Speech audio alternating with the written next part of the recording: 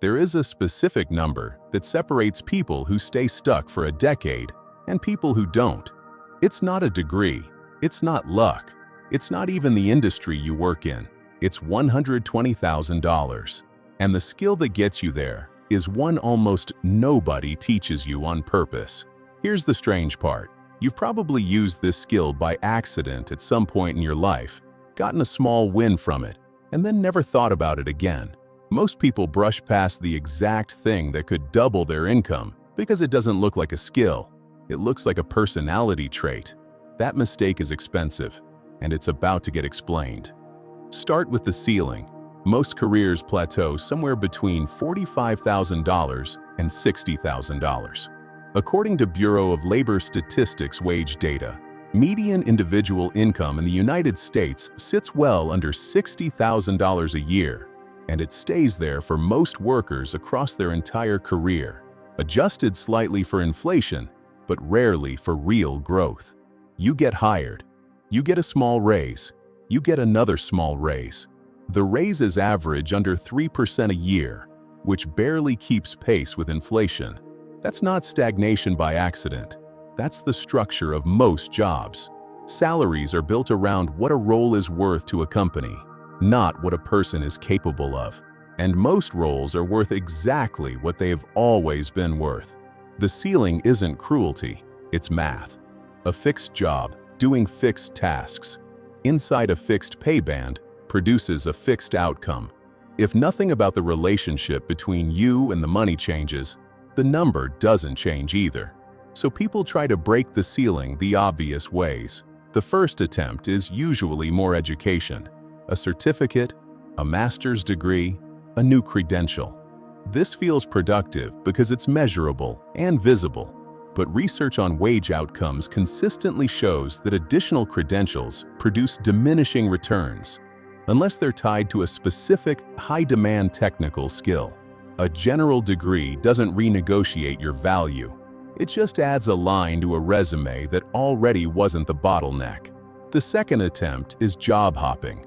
Switch companies every 2 years, chase a 10% bump each time. This works for a while, and then it stalls too, because you're still selling the same fixed skill set to a new buyer at a marginally better price. You haven't changed what you're worth. You've just found a slightly less informed employer. The third attempt is working harder. Longer hours, more output, more visible effort. This is the most common attempt and the least effective one, because effort inside a fixed system produces fixed rewards. A company doesn't pay you for hours. It pays you for outcomes it can measure, and outcomes it's willing to reward. Most jobs aren't structured to reward effort past a certain point. They're structured to contain it. Here's what all three of these have in common.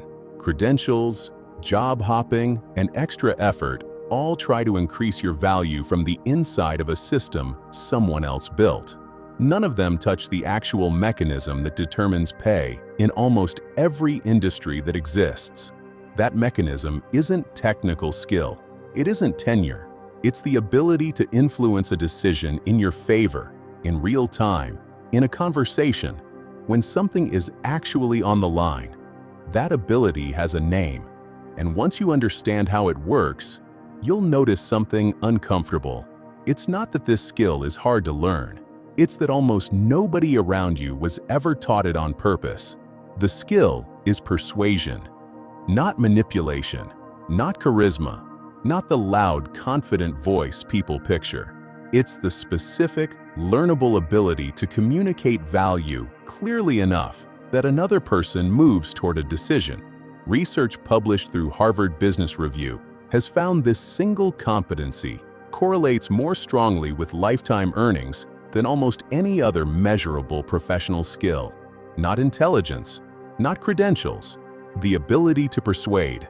Here's why it works when nothing else does. Every high-paying outcome in a career runs through a moment where someone has to say yes. A raise, a promotion, a client signing, a deal closing, a hire choosing you over someone else. All of it is a decision point. And decision points respond to one thing: how clearly and convincingly the value on the table gets communicated. Most people never learn to do this on purpose. They wait for their work to speak for itself. It rarely does, because work sitting quietly doesn't move anyone toward anything. Somebody has to make the case. This is measurable, not theoretical. Author Daniel Pink spent years researching persuasion and found that a large share of all working adults spend meaningful parts of their job convincing, influencing, or moving other people toward a decision, whether or not their job title says sales. Teachers persuade students, managers persuade teams, employees persuade bosses to approve budgets, promotions, and new ideas. The people who get better outcomes aren't smarter. They're more deliberate about this one mechanism.